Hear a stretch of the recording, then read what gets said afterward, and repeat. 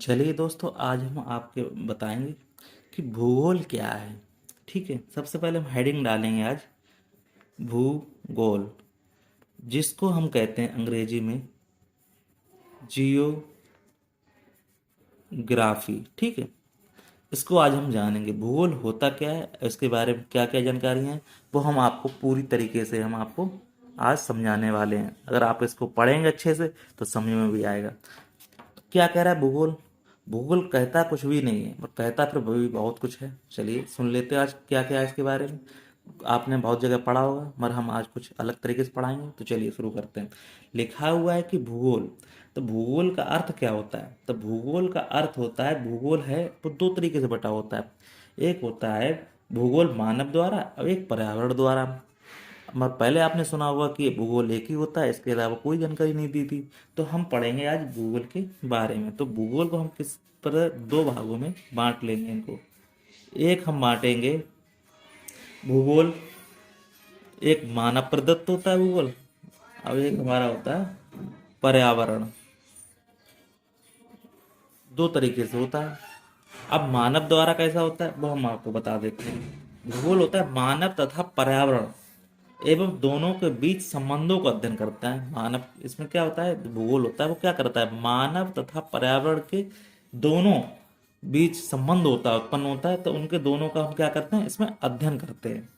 जो भी घटनाएं हमारे पृथ्वी पर होती हैं, तो उसका हम जो भी घटनाएं होती हैं उनको हम क्या करते हैं, उसी के बारे में हम जानकारी ले लेते हैं। तो इस तरह से क्या आता है, इसमें सबसे अंग क्या है, देखो मानव भी जरूरी है। भाई भूगोल बना किससे? मानव तथा पर्यावरण से मिलकर बना हुआ है। अब जब मानव और पर्यावरण से मिलकर बना हुआ है, तो हमने क्या किया, इसको भूगोल को हमने दो तरीके से बांट दिया। बांटना भी जरूरी था, क्यों बांटेंगे नहीं तो पता कैसे चलेगा कि हम मानव के बारे में पढ़ रहे हैं पर्यावरण के बारे में। अब पढ़ तो हम दोनों के रहे हैं, भूगोल को हम पढ़ किस तरह रहे हैं, मानव में भी पढ़ रहे हैं और पर्यावरण में भी पढ़ रहे हैं। तो हम क्या कह रहे हैं कि इसको बात को समझो जरा। जब भौतिक हम पढ़ते हैं, जब भौतिक भूगोल को पढ़ते हैं, तो उसमें अध्ययन क्या होता है, उसमें भौतिक भूगोल और पर्यावरण दोनों का अध्ययन होता है।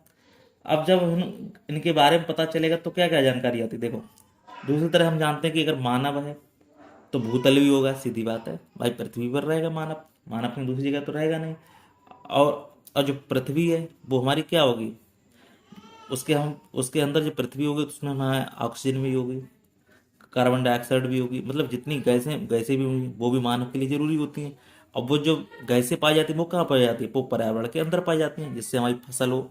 अब डिपेंड मानव डिपेंड किस पे है, पर्यावरण पे डिपेंड है। पर्यावरण नहीं होगा तो मानव नहीं रहेगा।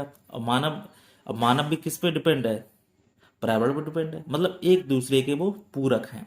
अगर एक दूसरे के पूरक ना होते तो ये क्या होता, तो ये दिक्कत भाई होती, सीधी बात है। पर्यावरण बना कैसे, भूगोल हम तभी कहेंगे, भूगोल का मतलब है पूरी पृथ्वी के अध्ययन के बारे में जानकारी लेना। तो इस तरह से हम दोनों को संबंध दर्शा देते हैं। अब हम क्या करें, अब हम पढ़ेंगे क्या है, भूगोल। तो भूगोल हम दो तरीके से पता चल गया क्या क्या, मानव निर्मित है और एक पर्यावरण निर्मित है। तो हम भूगोल को किस तरह से करेंगे समाविष्ट, अब देखते हैं। जब भूगोल पढ़ेंगे तो हम भूगोल के अंदर हम ब्रह्मांड पढ़ेंगे। भाई सीधी बात है, ब्रह्मांड को हम पढ़ेंगे, तो उसको हम कैसे करेंगे वो हम जान लेते हैं। चलिए, तो देखो हमें पता लग गया कि आज भूगोल कितनी प्रकार का, दो प्रकार का, एक मानव होता है एक पर्यावरण होता है।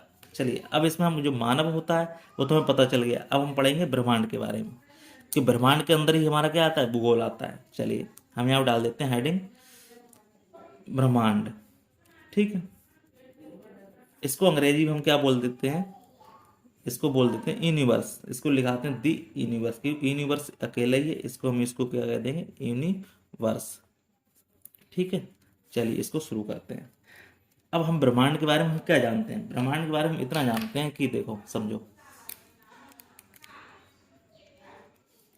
यहाँ आप ऐसे डाल लो, इसको हेडिंग में डाल लो। जो ब्रह्मांड है वो ब्रह्मांड का क्या है, वैज्ञानिक अध्ययन क्या कहलाता है, ब्रह्मांड विज्ञान कहलाता है। ठीक है, हमें ये पता चल गया कि ब्रह्मांड क्या है, ब्रह्मांड हमारा क्या है, ब्रह्मांड का वैज्ञानिक अध्ययन क्या है, ब्रह्मांड विज्ञान कहलाता है। ठीक है, अब क्या होता है, जब ब्रह्मांड होगा तो ब्रह्मांड में हमारे क्या क्या होंगे, तारे भी होंगे, आकाश गंगा भी होगी, ग्रह भी होंगे, उपग्रह भी होंगे, उल्का पिंड होंगे, आदि को हमें इसमें शामिल किया गया है। ब्रह्मांड को ना तो कोई ऐसा केंद्र है, ठीक, ब्रह्मांड का क्या है, ना तो कोई केंद्र है, तो लिख दो यहाँ पे। इसके अंदर हम क्या क्या अध्ययन करेंगे, इसके अंदर हम करेंगे तारों और आकाश गंगाओं, ग्रह और उपग्रह और उल्का पिंड, उल्का पिंड आदि को क्या कर दिया गया, इसमें शामिल किया गया है। आदि को क्या किया गया, शामिल किया गया है, ठीक है। जब शामिल किया गया है तो क्या होगा इसमें, तो शामिल किया गया है तो इसमें क्या गया, अब हमें पता चल गया कि ब्रह्मांड है हमारा, ब्रह्मांड के अंदर हमारे पास क्या क्या है, ब्रह्मांड के अंदर हमारे तारे भी है, आकाशगंगा भी है, ग्रह भी है, उपग्रह भी है और उल्का पिंड भी है, इनको हमें शामिल किया गया है। मगर हमें पता चल गया कि ब्रह्मांड के अंदर ना तो कोई हमारा क्या है, ना तो कोई केंद्र है और ना ही इसका कोई आरंभिक किनारा है, तो इसमें लिख दो ब्रह्मांड का ना कोई केंद्र है, ना तो कोई किनारा है, ठीक, ना तो कोई केंद्र है ना ही कोई किनारा है, ठीक है। ठीक है, तो क्या हुआ, जब कोई केंद्र और किनारा नहीं मिला तो उन्होंने क्या किया कि एक थ्योरी दी, किसने दी, आइंस्टीन ने। तो आइंस्टीन ने हमसे कह दिया कि भाई देखो सीधी बात है कि आइंस्टीन ने क्या कह दिया, आइंस्टीन ने अपना एक सिद्धांत दे दिया, आइंस्टीन ने एक क्या दिया, सिद्धांत दिया। और उसने क्या बोला कि भैया देखो सीधी बात है कि उन्होंने एक सिद्धांत दिया, क्या इसे बोलते हैं सिद्धांत। आइंस्टीन ने क्या दिया, एक सिद्धांत दिया जिसे हम क्या कहते हैं, हम जिसे हम सापेक्षता का, किसका कहते हैं, सापेक्षता का सिद्धांत कहते हैं, सापेक्षता का सिद्धांत कहते हैं। क्या कहते हैं वो समझो। देखो सापेक्षता सिद्धांत क्या है, वो ये कहता है, सापेक्षता का सिद्धांत सीधी बात है, ये कहता है कि समस्त स्थान, क्या कहता है कि समस्त स्थान हमारे क्या है, समस्त स्थान एवं, समस्त स्थान एवं समय क्या है, गुरुत्व के, क्या है, गुरुत्व, गुरुत्व के कारण क्या है, एक अंतहीन चक्र के रूप में आबद्ध है। सीधी बात है, सिंपल सा कह रहा है भाई, देखो सीधी बात, आइंस्टीन ने सिद्धांत दे दिया जिसका मतलब है सापेक्षता का सिद्धांत, कि इसमें स्थान और समय है वो गुरुत्व के कारण है, मतलब गुरुत्व के अधीन है भैया, इसके अलावा कुछ भी नहीं हो सकता है। तो इसलिए हमें कह दिया कि भाई देखो शिष्य स्थापित न किया कि हमारा अगर समय होगा स्थान होगा तो समय भी होगा, हम इस दूसरे के बिना नहीं चल सकते। तो भाई सीधी बात है, ब्रह्मांड में क्या क्या है, स्थान भी है भाई सीधी, जिस पर लोग रहते हैं, जमीन भी है और समय भी है। हम समय के अनुकूल ही पूरी दुनिया में काम करते हैं। देखो हमारे घंटे कितने दिए, 24 घंटे, तो 24 घंटे में हमारा क्या हो रहा है, 24 घंटे में हम रह रहे हैं यहाँ पे, और रह के हम 24 घंटे को बिता रहे हैं, और 24 घंटे के अलावा ऐसा नहीं कि हम 25 घंटे मिल जाए, हम कोई भी काम कर रहे हैं वो 24 घंटे, मतलब एक समय के नियत के अनुसार ही काम कर रहे हैं। तो इसलिए सीधी सिंपल सिद्धांत दे दिया कि आइंस्टीन ने कि हमारा जो भी है सिद्धांत है वो क्या है, समय स्थान और समय गुरुत्व के कारण ही एक अंतिम चक्र के रूप में है, जिसका कोई अंत नहीं होता है, जिसका कोई एक निश्चित सीमा नहीं है, जिसका कोई अंत नहीं है, इसलिए इसको क्या कहते हैं, एक अंतिम चक्र के रूप में आबद्ध कर दिया गया। ठीक है, अब देखो सबसे बड़ी बात आती है कि देखो ब्रह्मांड के बारे में हमने पढ़ लिया, क्या पढ़ लिया कि ब्रह्मांड का ना तो क्या कह रहे वैज्ञानिक अध्ययन किया गया और वैज्ञानिक तारों ग्रहों आकाशगंगा आदि उल्कापिंड आदि को शामिल किया गया है।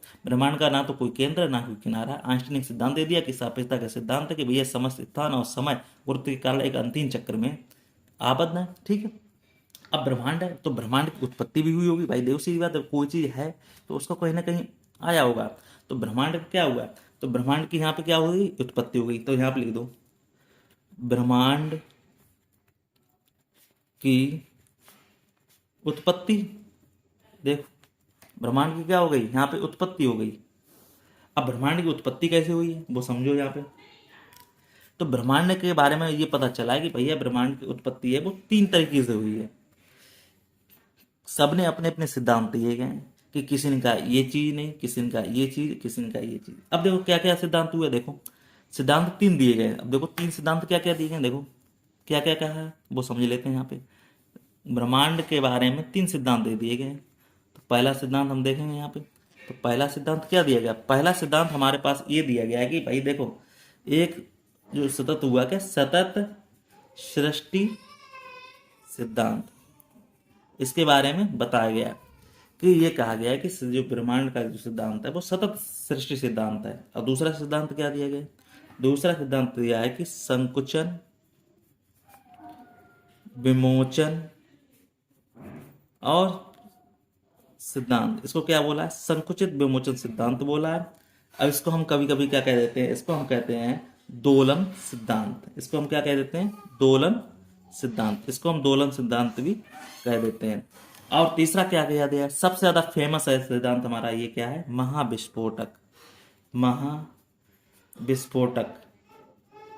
ठीक, ये सबसे ज्यादा फेमस है सिद्धांत, जिसको अंग्रेजी में हम क्या कह देते हैं, बिग बैंग थ्योरी। इसको अंग्रेजी में क्या कह देते हैं, बिग बैंग, ये क्या है, थ्योरी। इसको अंग्रेजी में इसको इस तरह से भी कह सकते हैं।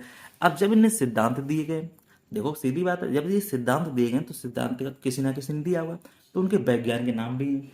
तो क्या किया, इसको हमारे सतत सिद्धांत को किसने दिया गया, इसको दिया गया है थॉमस गोल्ड एब हरमन बांडी ने। किसके दिया रहेगा, देखो थॉमस गोल्ड एब हरमन बांडी ने दिया है सिद्धांत, ठीक। अब दूसरा दिया, ये भी सिद्धांत दिया हुआ किसी ने किसी ने। तो इसको सिद्धांत को किसने दिया है, डॉक्टर, यहाँ लिख लो इसको, डॉक्टर एलन एलन संडेज ने। किसको दिया है, डॉक्टर एलन संडेज द्वारा दिया गया। अब देखो, अब इसको देखिए, महाविस्फोटक सिद्धांत किसने दिया, महाविस्फोटक सिद्धांत दिया गया है हमारा, देखो यहाँ लिख लो इसके, जॉर्ज लेमेत्रे ने। इसको सिद्धांत किसने दिया है, जॉर्ज लेमेत्रे ने। इसको सिद्धांत ये दिया गया। हमें पता चल गया कि ब्रह्मांड की उत्पत्ति हमारे तीन कारण द्वारा हुई, एक सतत सृष्टि सिद्धांत के द्वारा, और दूसरा संकुचन विमोचन सिद्धांत के द्वारा, और महाविस्फोटक के द्वारा। इसको हम क्या कहते हैं, दोलन सिद्धांत भी कहते हैं। और हमारा सिद्धांत क्या है, थॉमस गोल्ड एवं हार्मन बॉडी। अब दूसरा है डॉक्टर एलन संडेज, और तीसरा है बिग बैंग थ्योरी, जो किसने दिया, जॉर्ज लेमेत्रे ने, ठीक है। इस तरह से ये क्वेश्चन हो गया। अब हम जानेंगे इनके बारे में, ठीक है। तो इसके बारे में जानने के लिए हम पेज पलटना पड़ेगा, चलिए हम देख लेते हैं।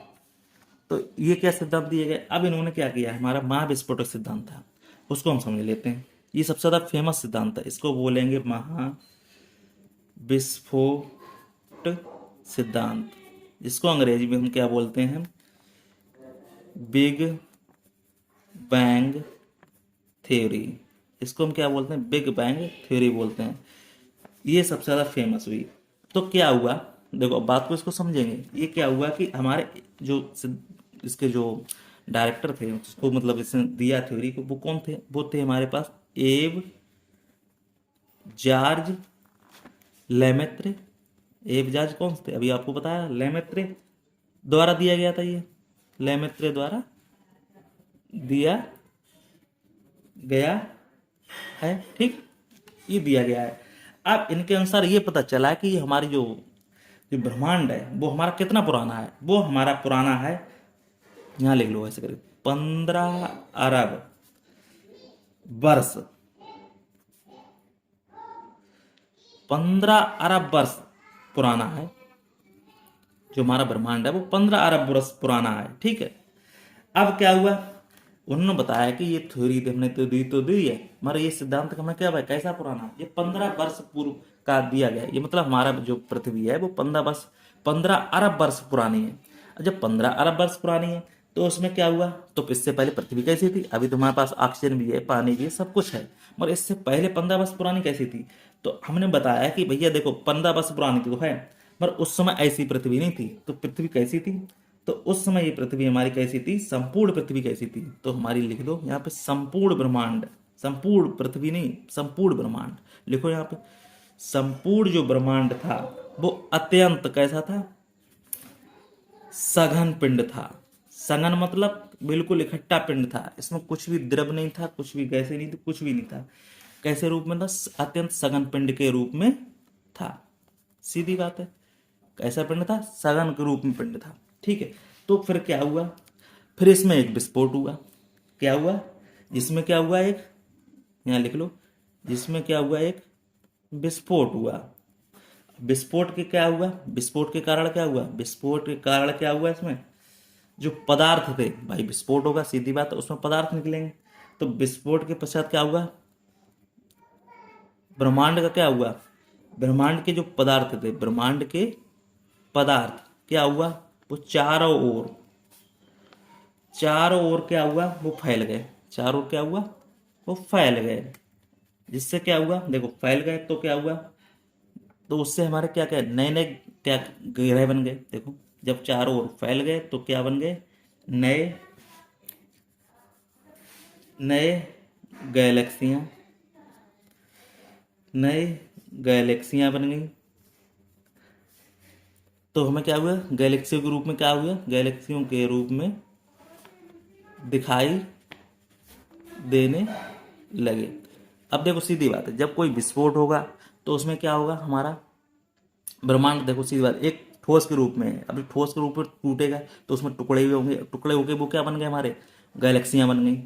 कुछ धूल के कण थे उसमें, गैस भी, भाई सीधी बात है, जब उसमें विस्फोट होगा तो उसमें गैस के कण भी होंगे, धूल भी होगी, सब कुछ होगा। तो हमें देखो क्या हुआ, वो गैलेक्सी के रूप में हमें दिखाई देने लगे। आज करोड़ों वर्ष के बाद पश्चात भी ये क्या है, अब हमारा क्या दिखाई देने लगे। अब ये क्या हो रहा है, ब्रह्मांड हमारा कैसा हो रहा है, जो ब्रह्मांड है हमारा वो अब भी क्या कर रहा है, फैल रहा है। ब्रह्मांड क्या कर रहा है, ब्रह्मांड हमारा फैल रहा है, बंद नहीं हो रहा है, वो फैलता जा रहा है। लेकिन क्या हुआ, फैल भी रहा है, और क्या, लेकिन क्या कर रहा है, लेकिन एक स्थान पर कैसा है, स्थिर भी है। एक स्थान पर कैसा है, स्थिर भी है। ठीक है, जिसमें अनेक क्या कर रहे हैं, जिसमें क्या हो रहा है, जिसमें अनेक पिंड गुरुत्व के द्वारा आपस में, आपस में कैसे हैं, स्थिर अवस्था में, स्थिर अवस्था में हैं। देखो अब सीधी बात समझ लो यहाँ पे, देखो कुछ क्या है, गुरुत्व के कारण क्या है, आपस में स्थिर अवस्था में है। और क्या है कि खगोल वैज्ञानिक क्या कर रहे हैं, अभी भी ये नहीं जान सके कि ब्रह्मांड बंद है या खुला हुआ है। तो देखो क्या है, अवस्था में तो है, पर वैज्ञानिक अभी भी जान नहीं पाए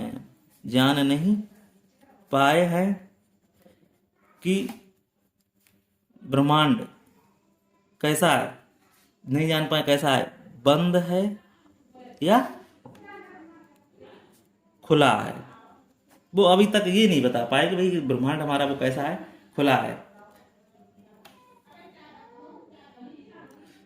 ठीक है, इसके बाद क्या पता चलेगा, ये पता चलेगा कि वैज्ञानिक अभी भी नहीं जान पाए कि ब्रह्मांड खुला है या बंद है। लेकिन इसका अर्थ ये नहीं कि कि फैलना उसका बंद हो गया, सिकुड़ना आरंभ हो जाएगा। ये यदि इतना खुला, देखो सीधी बात, अगर बंद होगा, देखो अगर हम ये जान पाते हैं कि अगर ब्रह्मांड हमारा अगर बंद है तो इससे ये पता चल जाएगा कि हमारा ब्रह्मांड है वो कैसा है, सिकुड़ना आरंभ हो जाएगा। अगर खुला है तो इसका अर्थ है कि विस्तार हो जाएगा। सीधी बात यहाँ भाषा में लिख देते हैं कि अगर बंद है हमारा ब्रह्मांड, कैसा है, बंद ब्रह्मांड है।